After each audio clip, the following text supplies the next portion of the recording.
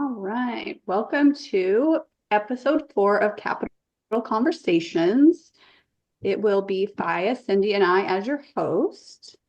𝘠𝘮, if you want to go to the next screen. So 𝘠𝘮 is with Leaving a Legacy Investment. Cindy is with Emerald Peak Investments, and I, Brianna, am with Soul Investor. You can go pop to the next screen. All right, so today we're going to be covering understanding what syndications are, what joint ventures are, and some equity versus debt structuring. I'm going to go into the real estate syndication. 𝘠𝘮 is going to take us into syndication versus joint ventures, and then Cindy will go into equity versus debt financing. So we have a lot of learning to do tonight. Next slide. All right. So we're just going to get straight into it. What is a syndication? A syndication is a structure where multiple investors are pooling their money, their capital together to acquire and manage large real estate properties under the leadership of a sponsor. Very straightforward, simple answer. Next slide, 𝘠𝘮. All right, so the steps of a syndication. What all goes into a syndication? A syndication essentially just starts with one, obviously finding the deal. So the sponsor is going to be the one out there identifying properties, looking for strong investment potential. They conduct the market research, they're performing their due diligence, they're making sure that their investors are going to be able to get a good return on their investment. And then from there, once they find a deal and it makes sense to move forward after they've done their due diligence, it'll go into structuring the syndication.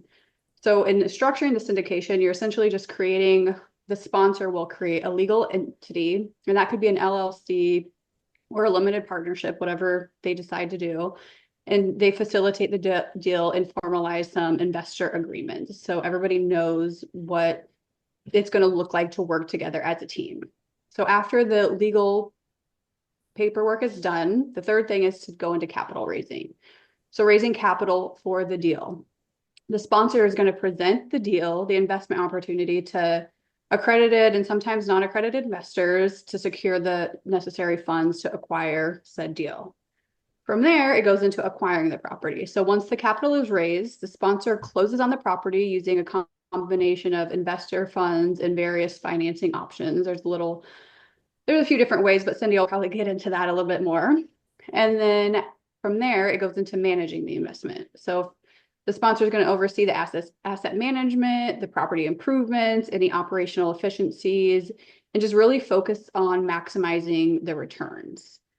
After that, it goes into the distribution, so distributing the returns. So investors receive periodic cash flow distributions, typically from the rental income, but things can be structured in different ways depending on how the deal is set up. And then the last step is the exit strategy and profit sharing. So the syndication eventually sells or refinances the property and distributes those funds amongst the investors. So that's just a little quick 7-step process of what a syndication looks like. Next slide, please. All right, the key players in a syndication. Obviously, the general partner or the sponsor who acquires the apartment building and manages the asset. And then you have your LPs, your limited partners, and they're a little more hands-off. They're the passive investors. And there's things that can be structured. Deals are structured, in different ways. Some GPs do 70-30, some do 80-20, just depending on what the deal is and how they want to structure it.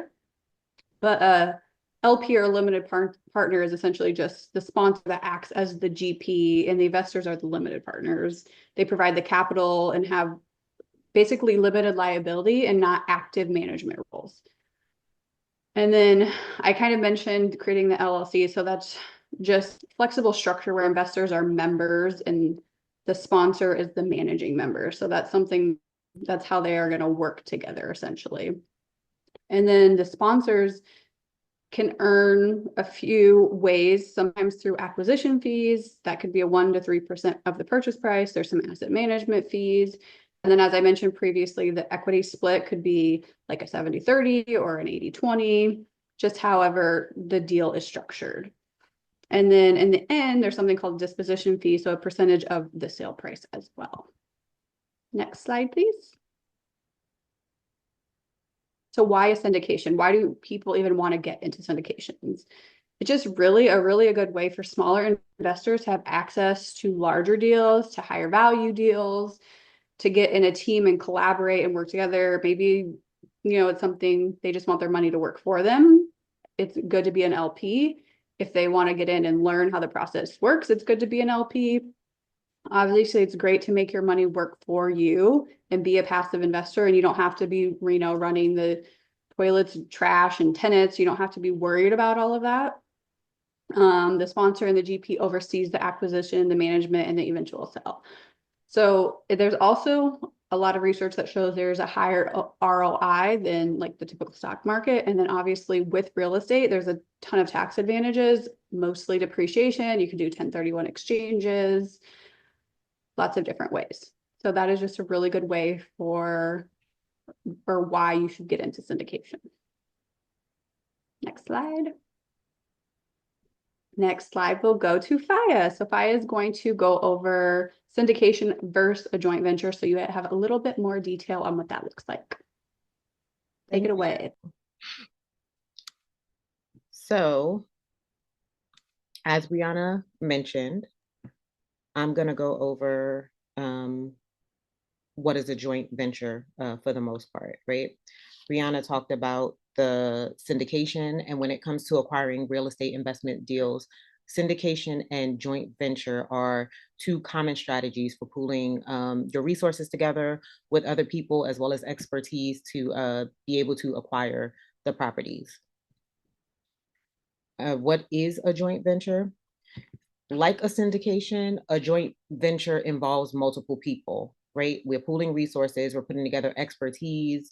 Some people are previous like construction managers or finance managers, things like that, that are helpful to be on a team when you're trying to acquire properties. So we're pulling all these resources together to kind of get everything done. The difference is with the joint venture, all of the people on the team are very actively involved. They have a role. They're kind of in the thick of it. Whereas with a syndication, you can sort of set and forget your investment and kind of just wait for any of your profits to roll through. The structure of a joint venture. So this is definitely not the only structure. This is just to provide an example of how a team could be set up. This team here shown on the slide is 5 people.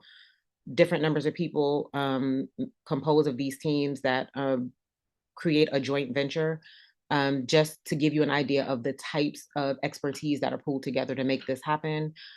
Here we have an acquisition and investment strategist who they'll identify and evaluate like potential properties or investment opportunities for the group and ensure that they align with whatever the strategy and goals is that the joint venture team has come up with while they were creating their limited partnership or LLC, however they decide to form their company.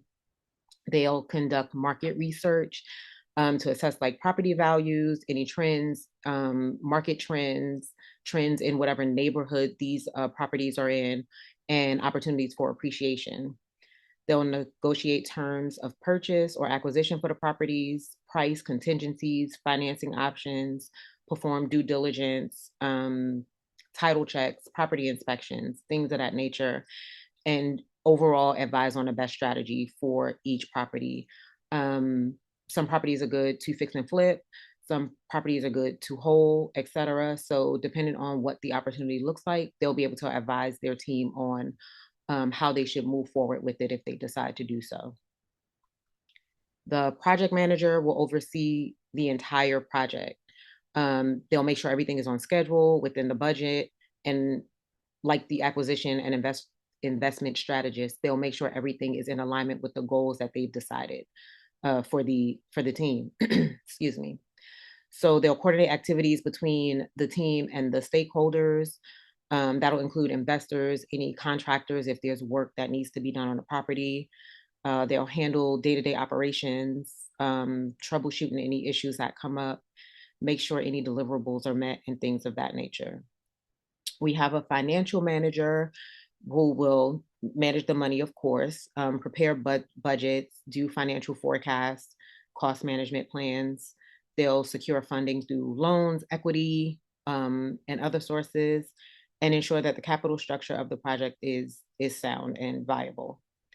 They'll also track any expenses and income, right, to ensure the profitability of the project. Because if there's no profit, it really doesn't make sense for the most part to kind of move forward with a project. So in that same, light, they're making sure things are in alignment with the goals of the team and what they plan to accomplish through acquiring said property. They'll also manage cash flow for the project, make sure payments are made to any contractors, vendors, and any other stakeholders, and prepare financial reports to provide to the rest of the team so they are well aware of where their money is going, how money is being spent, and where the project stands at any point in time. The legal and compliance officer will ensure that the venture operates in compliance with local, state, and federal real estate laws and regulations. They'll review contracts, they'll draft contracts when necessary for the property acquisitions, for any sales, leases, partnerships, manage any legal issues related to land use, zoning, building permits, and things like that. Oversee the creation of legal documents, partnership agreements, loan documents, investment contracts. And lastly, we have an operations and property manager they'll handle the day-to-day operations, property maintenance, tenant maintenance, leasing, if the property is a property that you're renting out to tenants. They'll coordinate any renovations that need to be done and repairs, improvements, hire and manage the contractors, property managers for the projects, and develop and implement a property management plan to make sure that everything runs smoothly throughout the course of the project. Key differences between syndication and joint venture. So here we highlight some of the high-level differences in the two structures. So the role of investors for syndication is passive, mostly. If you're a limited partner, again, you get to kind of set and forget your investment. And in a joint venture, you're more actively involved as a partner, helping to make decisions. You're kind of boots on the ground, helping with day-to-day things like that, especially depending on what role you play within the organization that you guys have created. As far as control, in a syndication, the sponsors have control and the investors, again, are passive. Whereas in a joint venture, there's shared control between all the partners, right? So everyone is a decision maker. Whereas in a syndication, the decisions are made, that information is provided to you, usually mostly on the front end. So you have a clear understanding of what you're investing in and what that will look like as far as returns, et cetera. You decide to invest, and again, you're passive at that point. As far as management, again, it's on the sponsors to manage. With the syndication, in a joint venture, you're sharing the responsibilities to manage the entire project. Some of it, of course, is outsourced, but you're still sharing a responsibility to make that decision and decide what will be outsourced to other companies. Especially when it comes to like the legal structure and things like that, people will outsource actual, lawyers if they do not have that expertise within their group. For profit distribution, in a syndication, again, on the forefront, you receive all that information. So the split is going to be predetermined between the general partners and the limited partners. So you'll know that ahead of investing in a project. Whereas joint venture, it's negotiated based on the roles and contributions within your group. But again, that is, something that's typically predetermined in the front end of a project. Investor involvement, limited involvement for syndication, mostly financial. For joint venture, very active involvement in day-to-day operations, decision making, etc. Legal structure, as Brianna mentioned, you can create an LLC or a LP for syndication, and for joint ventures, those are typically partnerships or LLCs. So now, just to keep things a little bit spicy, we're going to try to get some crowd participation and see if you guys can figure out when to use which approach, either a syndication or a joint venture. So don't fuss at me if I happen to call your name. It just means it's a name that I can see on my screen right now. Not singling you out.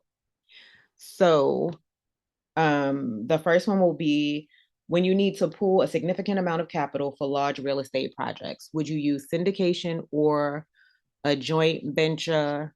Carla, since you didn't sing for us. Syndication. Winner, winner. Next, when you and your partners want to have a say in the decision making and management of the property. Let's see who else is on here. Kate.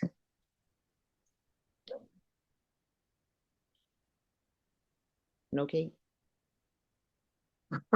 We lost her. Kate ran away. No, she said JV in the I chat, text. guys. I Oh, put it in okay. the chat, JV. All right, Okay, I perfect. see it. But it's Winner, joint winner. venture.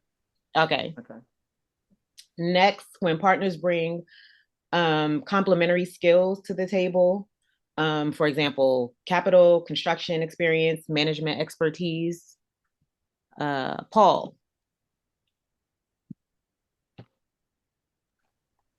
JV. Oh, yeah. Way to go, Paul. Way to go, Paul. Thank you, Cindy. When investors prefer a hands-off approach and want to rely on an expert sponsor. Let's see who we got. Did we get Melinda? Not yet. Syndication. All right. Winner, winner. When you are focusing on a smaller scale project and want to split the responsibilities and expertise. I'm sorry, I'm trying to scroll through and see who we have. We got Kate. Todd, what are you doing over there? I am here. All right. You cut out though on the question. Can I get the Okay. question again, ma'am? You can. When you are focusing on a smaller scale project or want to split the responsibilities and expertise. JV. Uh-oh. There we go. Uh-oh, I messed up and clicked twice. Well, the last one, when a syndicator wants to scale and manage multiple properties with different investors. All right. Madeline, that was your question. I'm sorry I messed you up. But I'm going to move on to the pros and cons of a joint venture, especially in comparison to a syndication. So pretty much, these are just like a few of the pros and cons and kind of some of the bigger ones that stand out to most people when they're deciding on how to structure the group that they're going to use to acquire any properties. I'm sorry, I need to admit someone into the, there we go. So for pros, we have active involvement in decision-making and operations, which some people really like. They want to be a part of making the decisions and deciding on how things will move forward. Shared responsibility and expertise. Again, some people come with previous expertise in finance, in construction, in operations management, and they want to be able to continue to use that expertise during the course of the project. And flexibility in profit distribution, which is a pro for some because it's not automatically decided by the GP because you are part of that GP group. Whereas in a syndication, it's determined by the sponsor group and then just kind of push down the terms and conditions of your investment for you. On the con side, it requires active participation from all parties. So for people like myself who has a 9 to 5, which is typically more like a 7 to 7, I do not have time to be an active participant in a lot of areas required to acquire property. So for me, it's easier to be a passive investor and also to raise capital for projects. So a joint venture for me at this time would not be good. It would be a con for me. Potential for disagreements and misalignment in management. Because of the amount of people, depending on how you structure the group or how many people are in your limited partnership, LLC or partnership, more cooks in the kitchen, right, is the best way I can put it. So it does create the potential for more disagreements between people and their opinions and how they think things should go. Misalignment in management, you have more people, you just have more places where failures could occur. Limited scalability depending on the capacity of the partners.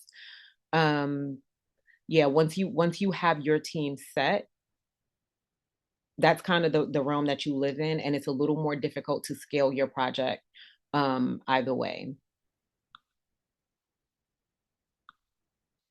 So choosing the right structure.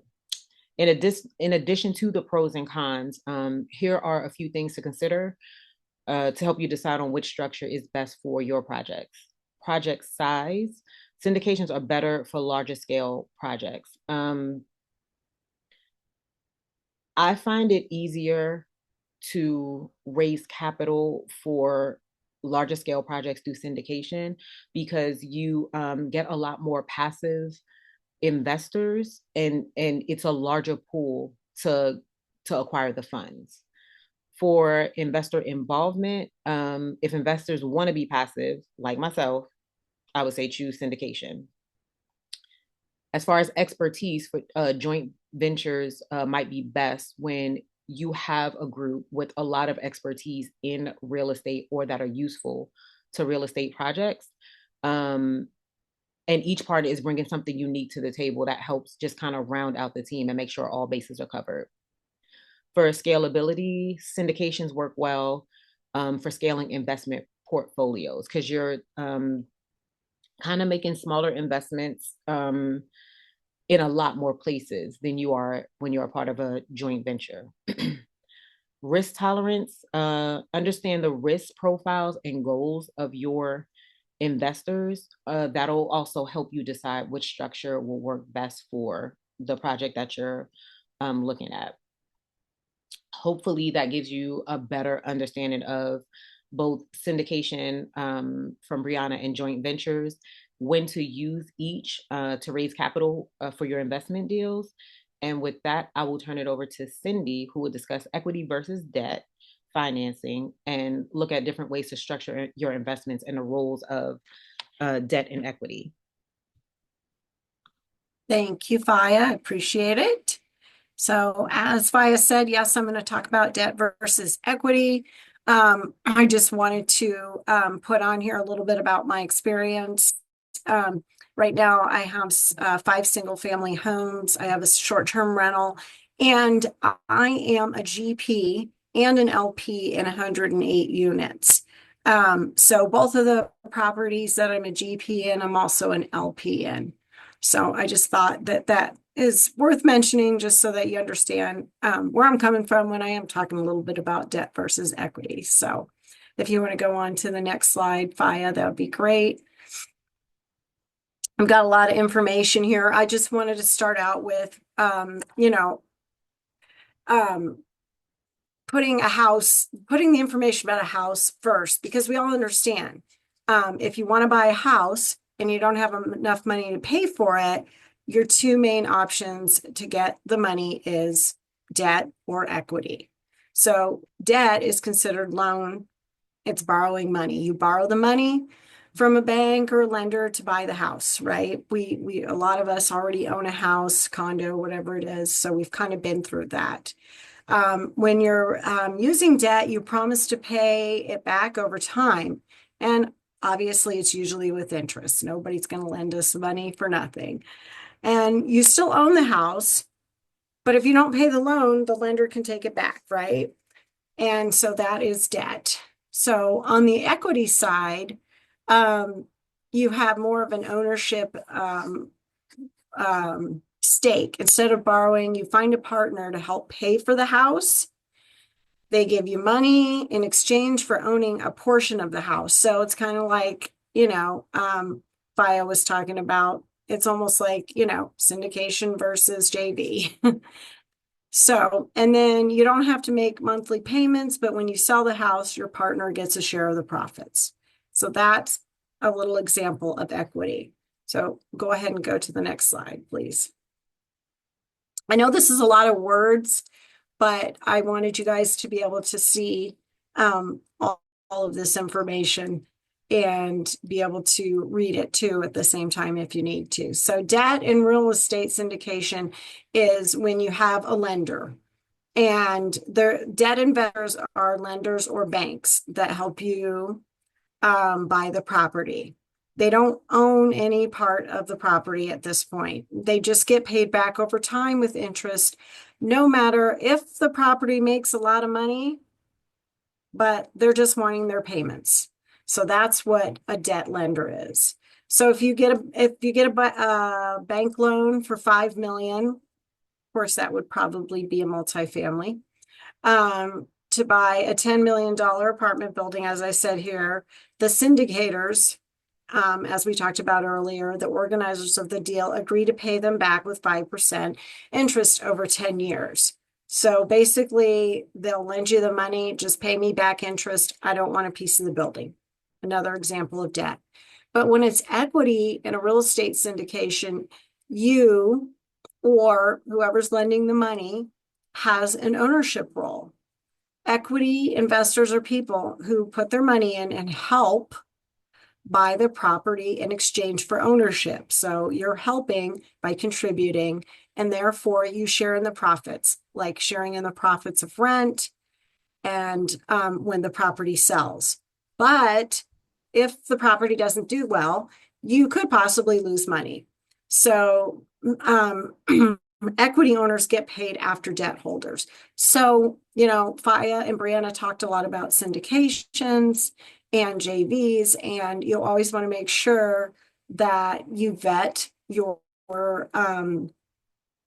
the people who are running the properties, whether it be your partners in a JV agreement or it be the person who is running the syndication. So if an example here is, equity investors put in $5 million for a $10 million apartment building, and in return, half of 10 million is 5, so they own 50% of the value. And if you, and basically equity investors is, I'll give you money to buy the property and I want a share of ownership. Go ahead and go on to the next slide, please. So we kind of talked about this already, and I'm gonna go over it again. So buying a $10 million apartment building, let's say a big group of people come together and they want to buy a big apartment building, and they decide to use debt and equity to raise the money. This is most likely how a syndication would be formed. So for the debt, they borrow $6 million from the bank. Of course, the bank's got to charge something. 5% would be a great rate right around now. Every month they have to pay the bank back, whether or not the property is making money, right? So we always want to make sure that we have cash flow. They don't own any part of the building. So the second part is we form a syndication and we raise $4 million via equity investors. In return, they each own a portion of the building. And that's why I was saying previously, I am a GP and an LP in 108 doors. So I own a portion of 108 doors between two complexes out there. If the building makes a profit, like from rent or when it's sold, then I get a share in the profit. And I am excited to say that I have had 2 distributions on my first property. So I'm very excited about that.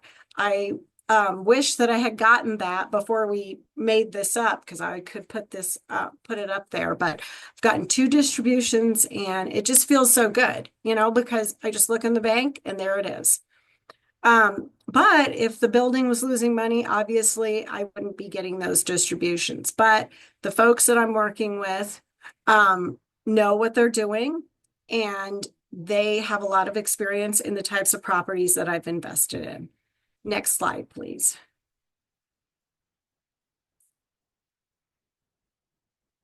So I've said this over and over just because I want to make it clear. Debt is a loan. It's more safe. There's more fixed returns because when you lend money at a certain interest rate, you're getting your payments, right? Or a bank is getting their payments, but there's really no true ownership. Equity, though, it's owning a piece. It's a little higher risk, but you can share in the profits and growth, and you can earn more when the property does well. So over time, here's an example. The apartment building that we bought for $10 million earns $800,000 a year in profits. So the owners must pay the bank their interest, which is $300,000 a year. So the remaining profit is $500,000. That's shared among the investors. After 5 years, which generally is the amount of time that a syndication is held, 3 to 5 years, because a lot of times people buy apartment buildings that need to be rehabbed and they need to raise rents. They need to bring them up to what the market is. So in order to do that, it just takes time. So after 5 years, they sell the building for $15 million. They pay back the bank their $6 million that they originally borrowed, right? And what's left is called the equity or the profit. And let's say that's around $9 million. Goes to the equity investors. That sounds like a lot, doesn't it?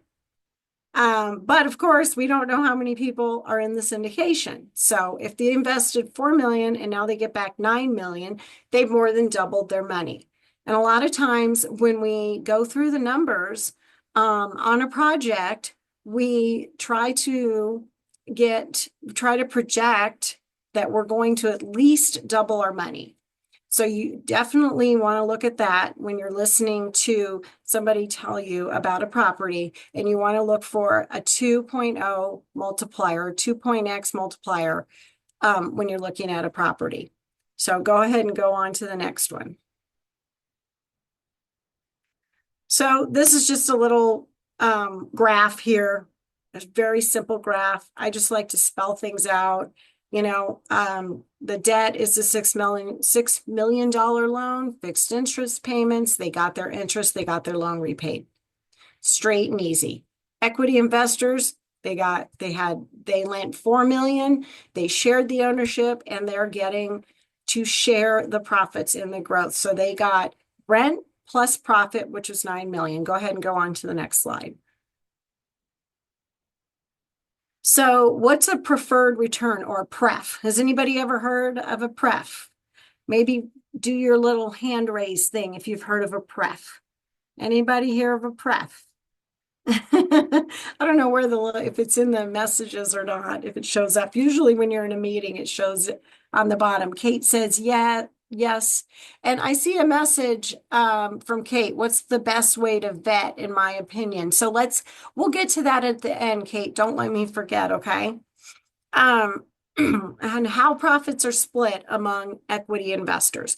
So a preferred return is like a promise to equity investors that they will get paid a certain percentage of profit before the syndicators receive their share. It's like a promised paycheck.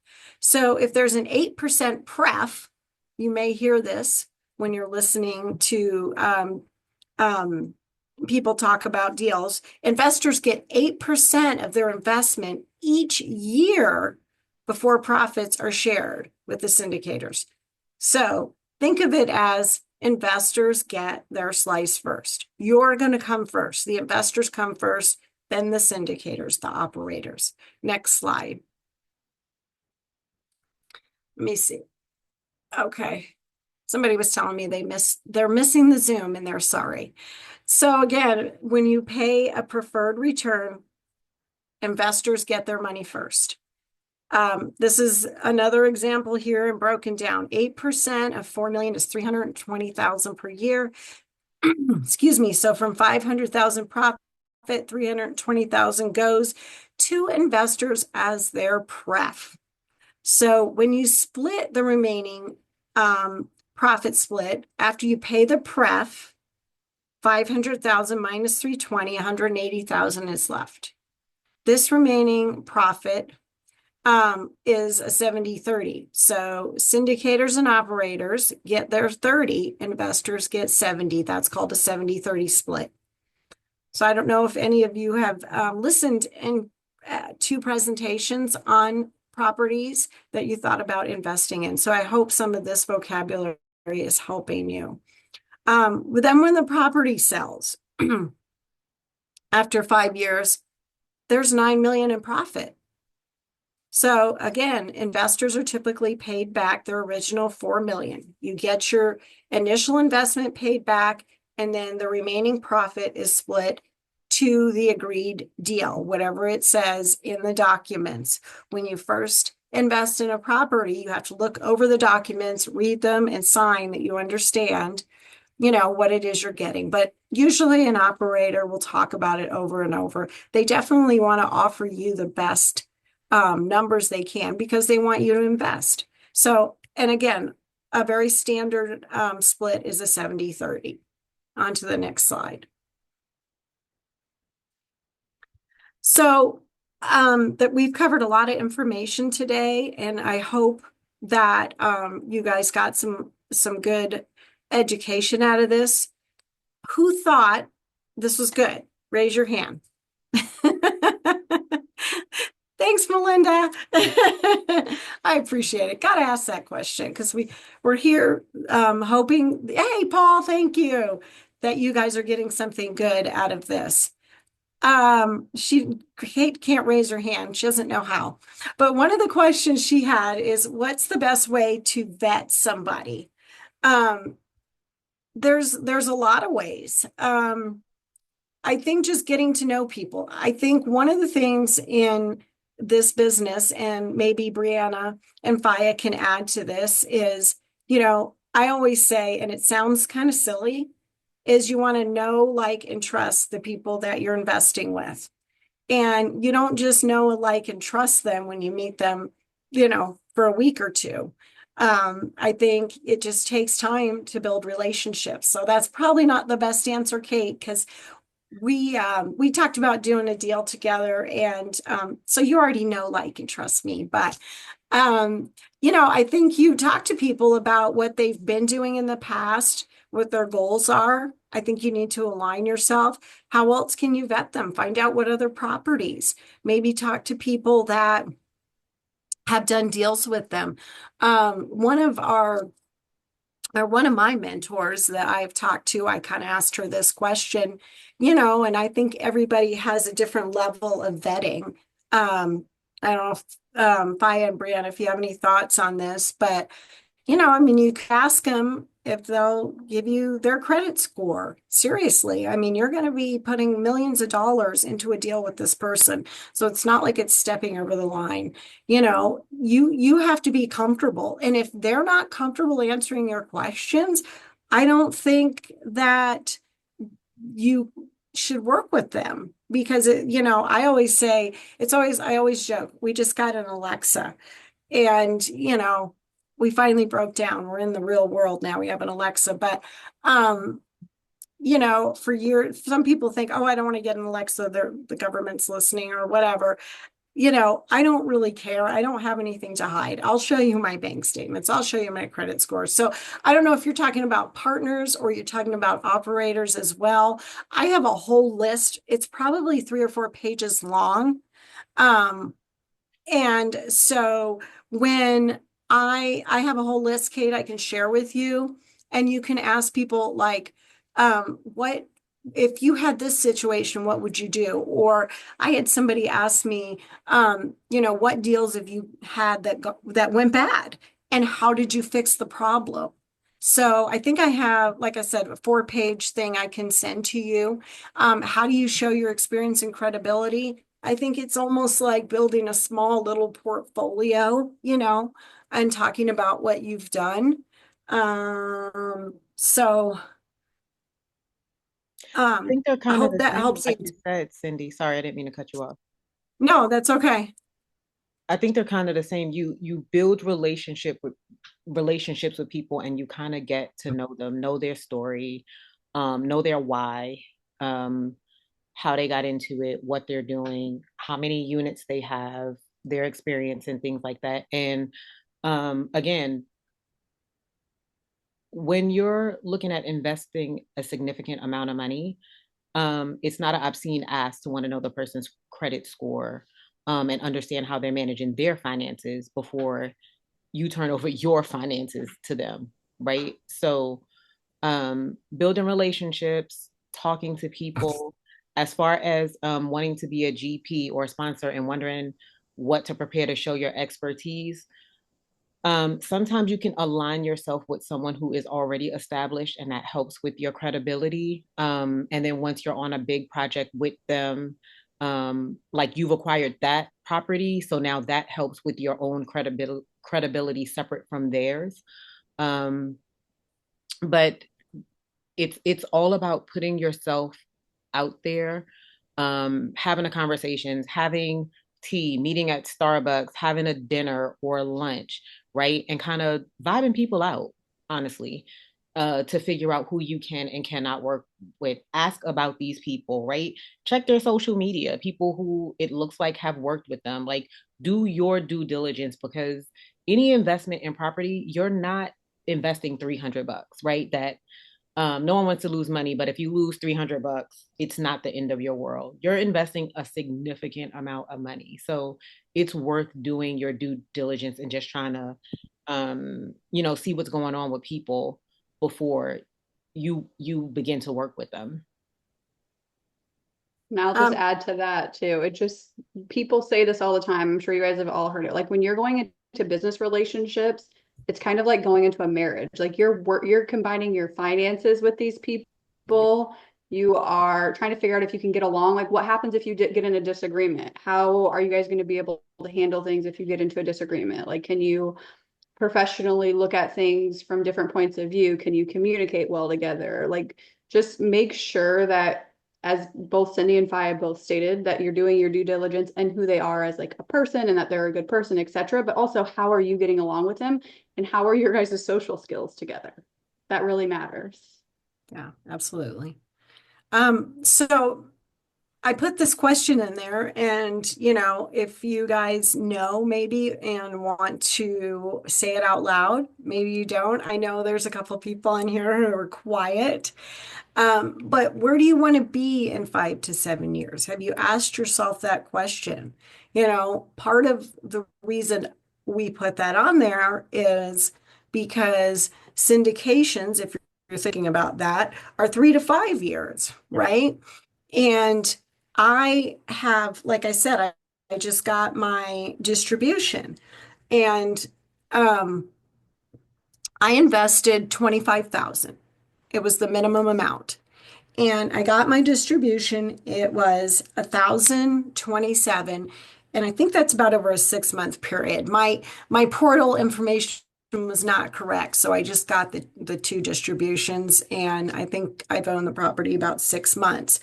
So I've invested 25,000 and I've made about $1,000 in 6 months. So probably I'll make, let's just use, rounding numbers. I'll probably make $2,000 this year with my 25,000. I have a condo that I put 75,000 in 5 years ago. And I am making now at year 5 about $4,000 a year on the cash flow. So I'm thinking to myself, I wish I'd known about syndications earlier, because if I had put 75,000 in, 4 or 5 years ago, then I would probably be doubling my cash flow and I wouldn't have had to manage that property. And I'm definitely going to double my money because I'm not going to invest in a property that's not going to double my investment. So, I've managed that. I've had to do the leases. I almost had to evict a tenant. I've had to go over there on a Sunday night and have the dryer vent cleaned out, just things like that. So you might want to ask yourself, where do you want to be in 5 to 7 years? Does anybody want to volunteer if they've thought that through and where they want to be in 5 to 7 years and how they think they might be able to get there through through real estate investing in possibly syndications or other ways? Kate says she wants a minimum of 100 units.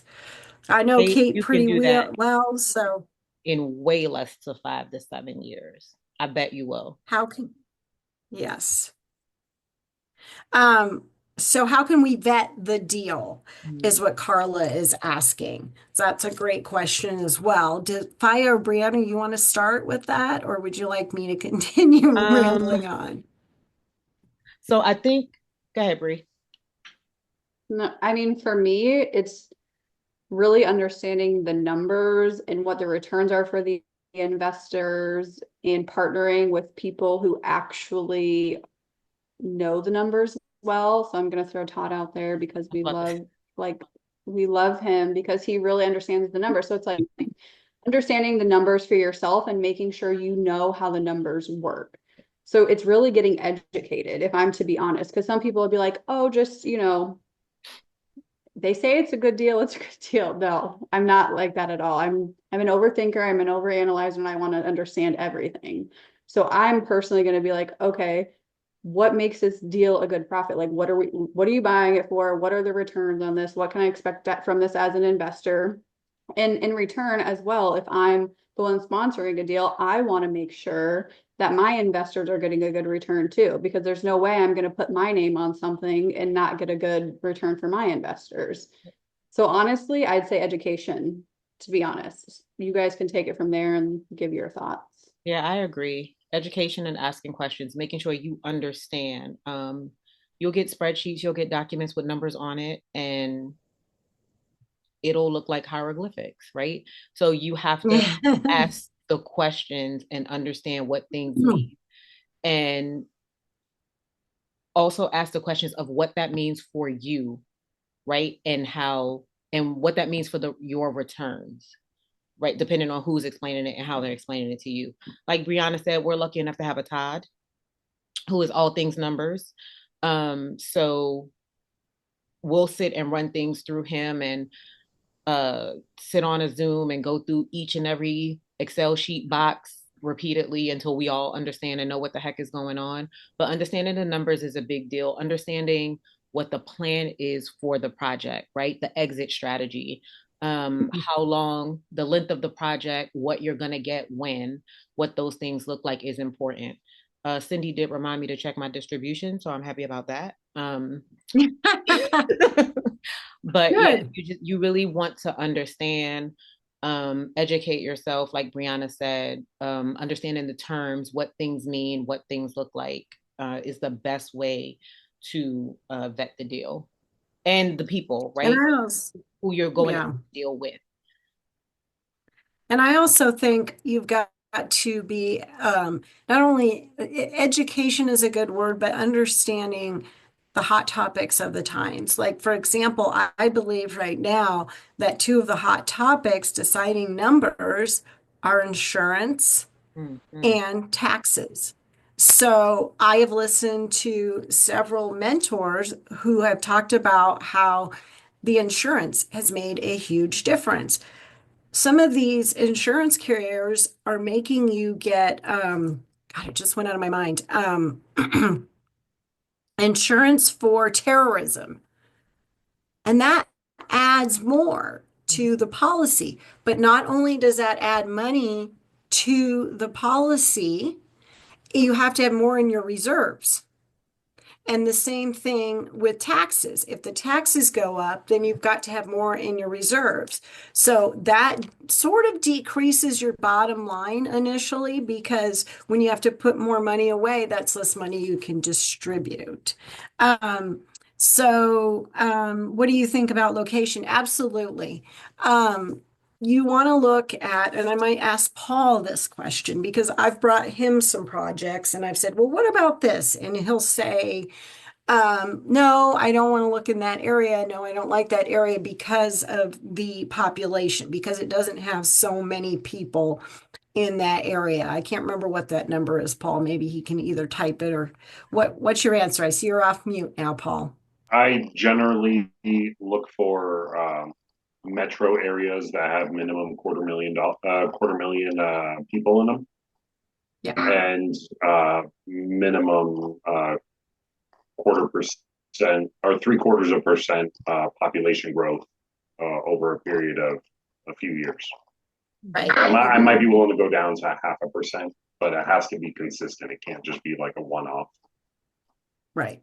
But yeah, that's if you start looking at in areas that have like 25, 30,000 people in them, it takes very little for that population to drop off, or for a population percentage to be skewed, where you might see, oh, its population went up 5%, but then that was just really like maybe they had a few hundred people move in one year, but then the next year it quickly dropped down to 0.5%, because it doesn't take that much to fluctuate a small group of population. Right. There's ways to study that as well. To look at, we have different things called CoStar and a few other things like you can look at and look at the metrics of the area. So yeah, definitely location. You want to make sure that you've had businesses that have been there for a long time and continue to, have good economic stability. And possibly, things are changing right now. We're having, new factories built. So you definitely want to look at that and follow those numbers. I bought a house in a small town in Brownsville, Tennessee. And everybody's like, why are you buying a house there? And a friend of mine told me they were building a $1 billion Ford plant there. So I did. I bought a little house there and it's rented out and, it's going pretty good. So you just kind of got to look at those things. So hopefully that helps you, Carla. And depending Does on anybody the kind else of have any? deal, if you want to get properties that are not in tip-top shape, that you have room to add value so you can increase your profitability on those properties, you can look in areas that are kind of up and coming, but not there yet, because you can grab things at lower rates before they start to increase, right? And that'll also help increase your profitability. And like Cindy said, somewhere that's building a Ford plant or these big factories, agencies and centers where people are going to have to migrate closer to that area is going to help with property values and just increasing the number of people in that area and things like that. So location is definitely, just like when you're buying a property residential and they say location, location, location, it's a huge thing when you're looking for a deal as well. So does anybody else, let's see, Kate said she wants to get a minimum of 100 units in the next 5 to 7 years, which she'll probably do that sooner. Yeah, that's what Does anybody have, what's that? I said. That's what I said. I did 100 units in definitely less than 1 year as a limited partner, so passive investor. And that's between 2 properties. So you'd be surprised. And I feel like coming into it before I knew the things that I've learned thus far, 100 units seemed like a super big number to me, just not really knowing. But you'll definitely do that in way sooner than 5 to 7 years. Yep. Well, and I know Kate wants to manage them herself and be possibly do a JV deal, which is a touch harder, but you can definitely get to 100 units. So does anybody else have any goals they want to share with us about their investments and what they might want to obtain in the next few years?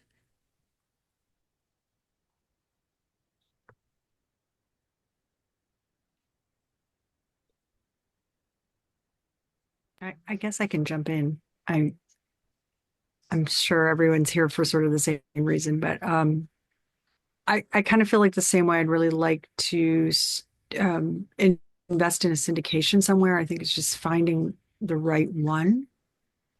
I sort of asked about the deal being too good to be true. I feel like there's a lot of planned things going on out there, but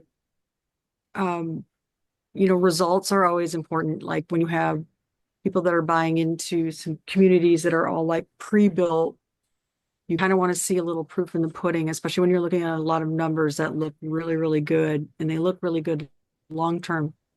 But it's really understanding like the risk assessment of it and really going like, again, this goes back to like, where's the property located? What does that longevity look like over 20 years? What is happening around that area? And then for me, when I'm looking at some of those projections, like coming from a side of understanding construction and renovation, because that's what my husband does. And so as we've gotten into investing, it's a natural place to understand that there's a lot of things that happen in construction that really set things off. And it's always a risk to go into things. But I guess for me, it's like really wanting to see sort of if somebody's got a long-term plan, okay, let me know that your phase one is working well. Maybe I'd like to get on board with phase two. Is it too late by then, right? Lots of those questions. But outside of syndications, I PML. And so, I also come from that side of the coin of, lending the money, not just investing the money, I guess at some point. Right. Well, what community are you in? How did you find us, Carla? It's really a good question because I'm investigating a lot of things right now. A lot of them are more on the passive investing side than they are on the super active. I am on an active investing side because my husband is on that side, and we started getting into that side a year ago. But the passive investing, I started in RAIN at one point in that group.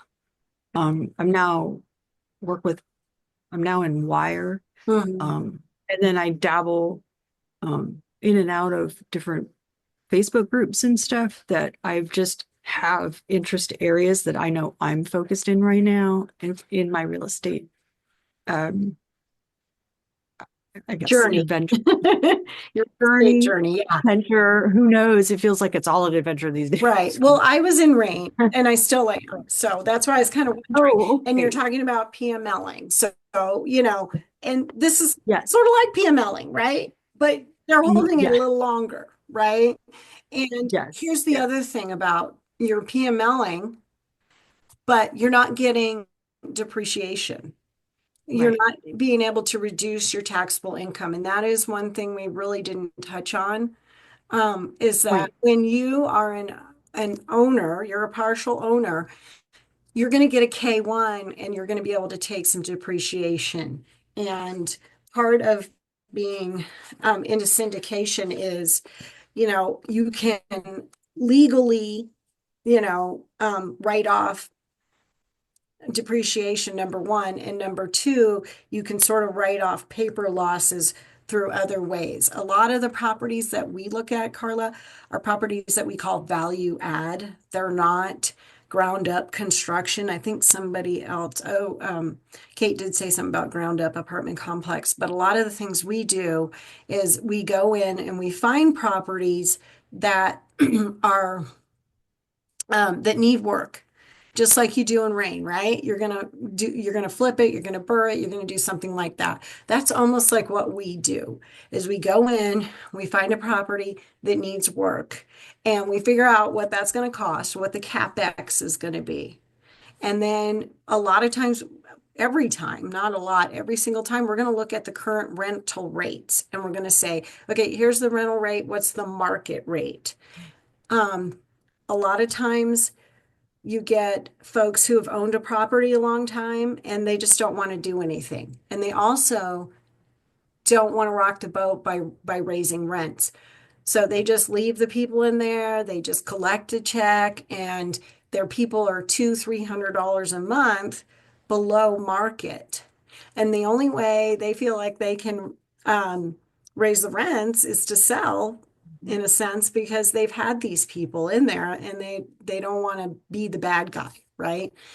And they don't know how to manage a property. So we go in, and that's how we are able to get, a 2x multiplier or more, because we're looking for people who have just had their properties a while and they haven't raised rents. They also haven't done a lot of work. So you go in, you rehab the unit, and then you can say, look, I've added value to your property, not your property, but your living space. And now I can raise the rent. You can live here and with a little bit higher rent, or you can go and live in a place that's not as nice with a little bit lower rent. It's really up to you. And so then that's why it takes 2 to 5 years, because we end up stabilizing the property. And when you stabilize the property, that increases the value of the property. So I hope that kind of makes sense for you. And that's kind of why I was asking, because I've done PMLing and I also help people and do that. So hopefully that helped you guys. And sometimes Anybody else? value adds are minimal from our end. It doesn't take a lot to make a place look a lot better, but it puts you in a position to increase rent a few $100s, and that few $100 per unit, right, starts to make a difference in the numbers.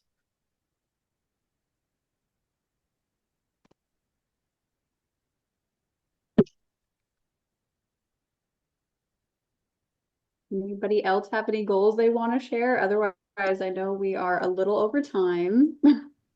This was good information though. So if anybody else wants to share anything, I think we have one more slide as well, do we? I think it's just our contact information, but Okay. feel free to pull that up. Mhm. The other thing I want to say is, who else do you know that you could share this with? Who else do you know who can benefit from this information? Honestly, I didn't know what the word syndication was about 1.5 years ago. And here I am today explaining it to you guys. So I just wish I had known sooner, because I think I really would be a lot farther along. So if you know somebody who is interested in investing, tell them, and invite them to our next webinar. We're doing this every month. Every month. We're hoping, next month we're going to have a guest speaker who's going to talk to you about how to use your self-directed IRA and invest. And maybe you know what a self-directed IRA is, maybe you don't. But if you come and join us next month, then we can explain the details for you. We appreciate everybody's time. Thank you so much. If anybody needs anything, this is all of our contact information. You can reach out to any one of us. We're happy to help you guys answer any questions. Including topics you want to see our webinars cover. We do a broad range of topics, but one of our main goals is helping people understand the things that we wish we understood sooner, right? And the things that we needed to know to get into real estate investing. So if there are topics that you're stuck on, we're happy to either point you to a previous recording that we've already covered it, or add it to our list of topics and cover a webinar on it. So just let us know what you need. Yes, we do. Yes, and I actively look for deals too, Kate. Yep. So kind of some of both. Yeah, so we're like, I'm a LP on 2 projects, which is how I got the 100 units between 2 complexes, and also doing capital raising, and collectively as a team we are additionally looking for deals of our own. So we're a little bit all over the place, but we're just out there learning and growing like everybody else.